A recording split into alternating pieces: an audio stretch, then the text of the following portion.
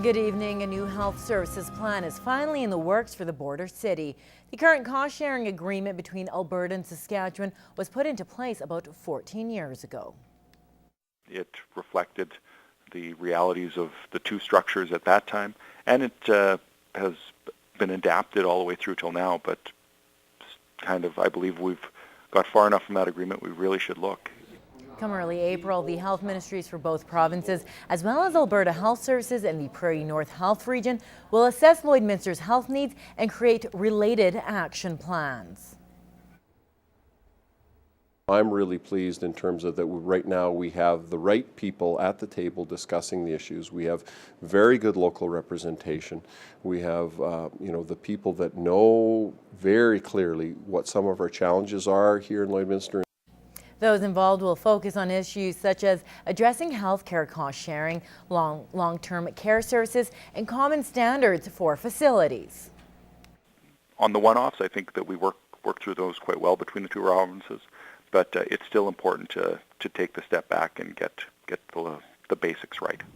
The process is expected to take 6 to 8 months. Being environmentally responsible is becoming more and more important for many people. As Glenn Brown explains, 2 schools in Cold Lake celebrated their efforts to preserve the earth and help those in need.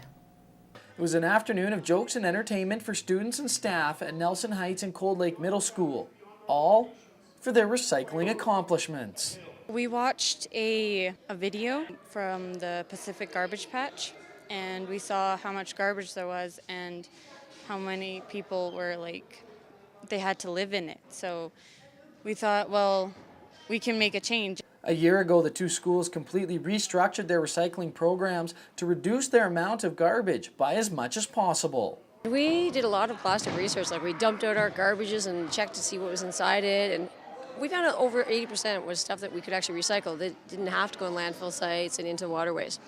But that wasn't all the schools did. They jumped on board with We Day and teamed together to raise enough money to build a water well for a less fortunate community in Kenya. We Day is all about expressing your feelings on how the world is and how you can help it. And this mini We Day was mainly on trying to build the water well and reducing plastic pollution. It's about making a change. With one of us, we can do some things which is amazing, but all of us together can make a huge change in this world. I am super proud of the kids today. They raised the money, and small people can do great things. In Cold Lake, Clayton Brown, Newcap News.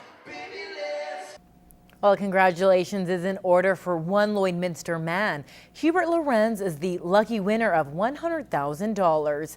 He won the money playing extra on the March 15th draw, and as beginner's luck would have it, it was the first time he bought a Western Max lottery ticket. Lorenz says he plans to pay some bills and go traveling with his wife. And if you're wondering, he bought that ticket at the Lloyd Mall lottery kiosk. Well, conversation, food, and some local fashion. Women of all ages gathered at the Stockade Convention Centre last night to celebrate Business Education Month. And Connaught has details from the 13th annual event. This is a scene from the wrap-up event last night. 5 businesses partnered together to make the event happen, and organizers say the evening is popular in the community. It's wonderful to see all these ladies come out and work together and network and showcase their products and just share their experiences.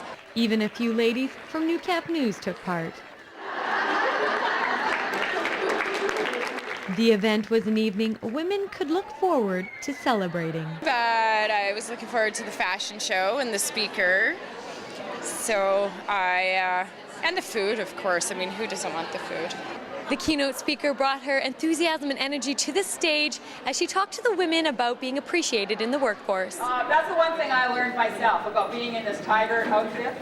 This whole business of appreciation is another element of that really affects how people feel about themselves. I think people kind of take it for granted, or kind of do this, but don't really stop to see that underneath the surface you're actually making a huge contribution. Organizers say the event was a success and hope to hold it again next year. Absolutely. The community has said, please, we want to continue on with this. The business community is delighted with it. Anna Canate, Newcap News.